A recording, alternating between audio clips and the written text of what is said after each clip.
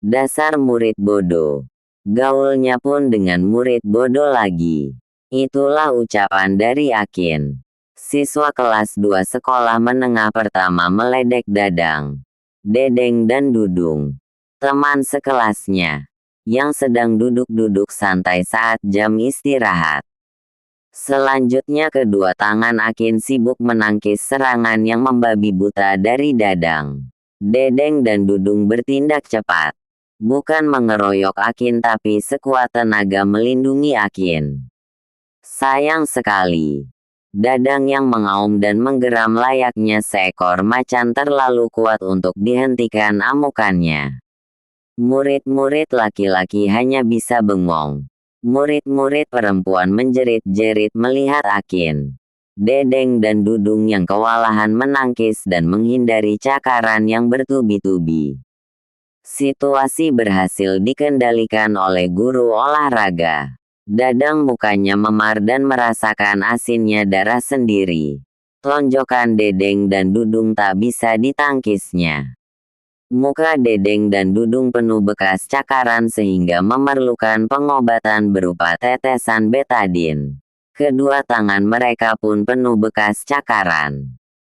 Sebutan murid bodoh dari Akin benar-benar telah dipertunjukkan oleh Dedeng dan Dudung secara sah dan meyakinkan. Orang yang memiliki ilmu pamacan kok dilawan. Orang yang meledek kok dibela. Akin si pemicu keonaran di hari-hari awal tahun pelajaran itu wajahnya mulus-mulus saja tapi pucat pasi. Dengan badan paling basah kuyup oleh keringatnya sendiri. Dia hanya mendapatkan bekas cakaran dan lebam di kedua tangannya. Tetapi, di hadapan kepala sekolah hanya Akin yang menangis sesungguhkan. Dia merasa tersudutkan walaupun tak ada vonis yang menyatakan dia bersalah. Sambil mengusap air mata, Dadang memohon maaf pada kepala sekolah, guru olahraga dan ketiga teman sekelasnya atas kesalahannya. Tak mampu menahan emosi. Dadang memang dikenal sebagai murid yang rendah hati. Tak pernah memamerkan kejagoannya. Sehingga Akin pun berani meledek. Kepala sekolah dan guru olahraga terharu dibuatnya. Mereka, murid-muridnya begitu cepat berdamai setelah perkelahian yang paling menghebohkan. Kasus tersebut tidak sampai diketahui oleh orang tua Akin. Akin hanya perlu 3 hari mengenakan baju lengan panjang untuk menyembunyikan luka bekas perkelahian. Luka yang diderita Akin lebih cepat sembuh dibanding dengan ketiga temannya yang tak bisa menyembunyikan kasus tersebut di hadapan orang tuanya. Beruntung, orang tua ketiga temannya tidak mengajukan protes pada pihak sekolah. Dan kasus pun tak muncul ke permukaan. Akin menerima akibat perbuatannya. Teman-teman pada mengucilkannya. Dalam situasi yang membuat Akin terpukul, Dadang bertindak sebagai pelindungnya, bersama Dedeng dan Dudung. Dadang dengan tulus mengakrabi Akin. Dia menjemput Akin berangkat dan mengantar pulang sekolah. Dedeng dan Dudung selanjutnya berbuat serupa setelah luka-luka di wajahnya hilang. Keakraban mereka berlanjut. Sekali 2 kali tiap bulannya. Jika mendapatkan pekerjaan rumah dari guru yang tidak bisa dikerjakan sendiri. Dadang, Dedeng dan Dudung nginap di rumah Akin untuk bersama-sama mengerjakan tugas. Di antara mereka, hanya Akin yang memiliki tape recorder beserta belasan kaset pita. Tape recorder khusus untuk Akin dan ditaruh di meja belajar. Untuk melepas penat, mereka lebih sering memutar kaset duet Cica Kuswoyo dan Adi Bing Slamet daripada Kus Plus, Deu Mersis ataupun Deu Lloyd. Lagu kesukaan mereka adalah PR. Akin merasakan ketidaksukaan ayahnya melihat Akin berteman dengan murid-murid yang lemah dalam pelajaran kecuali jagoan sepak bola. Dadang, Dedeng dan Dudung merupakan pemain andalan kelas dalam turnamen antar kelas. Walau demikian, ketika beberapa kali Dudung tidak ikut nginap, Ayah Akin dengan nada khawatir menanyakan kenapa Dudung tidak bersama lagi. Dadang yang menjawab, dia dan orang tuanya pindah ke Jakarta. Berarti sekolahnya juga pindah, kata Ayah Akin. Kata Pak Guru, ijazah SD-nya masih di sekolah dan 2 bulan belum bayar SPP.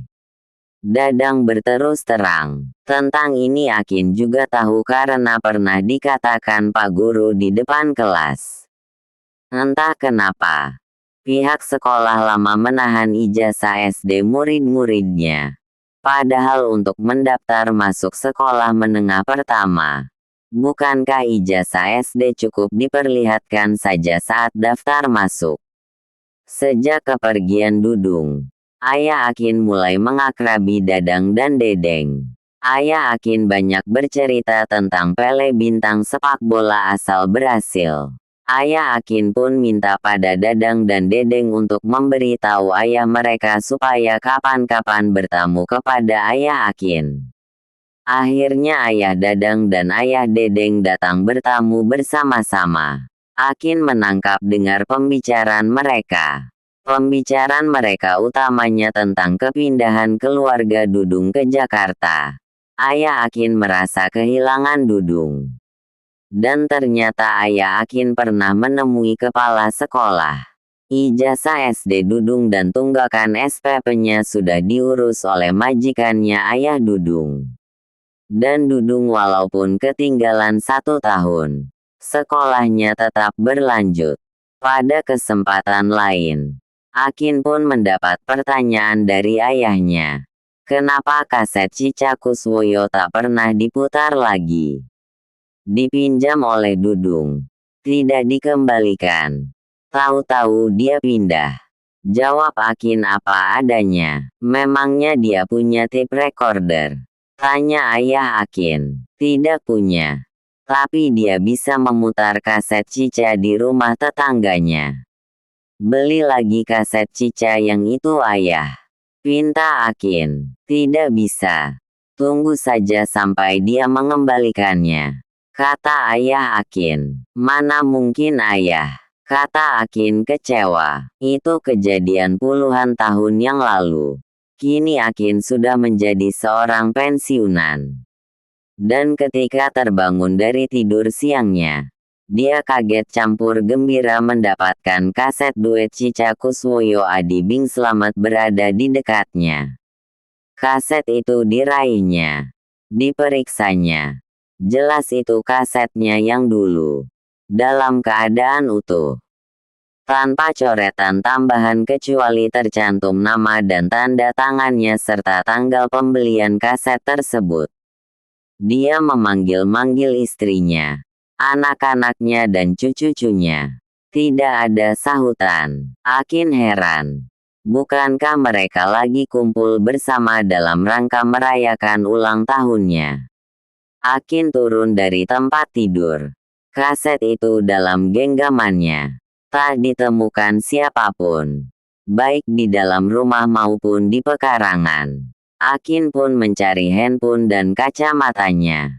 Dalam pikirannya, daripada mencari ke sana-sini, mendingan mencari tahu lewat handphone. Dari postingan di grup WhatsApp keluarga besarnya tahulah Akin bahwa Dudung sedang jalan-jalan keliling seputar komplek perumahan bersama istri, anak-anak dan cucu-cucu Akin. Sambil senyum-senyum Akin pun segera komen.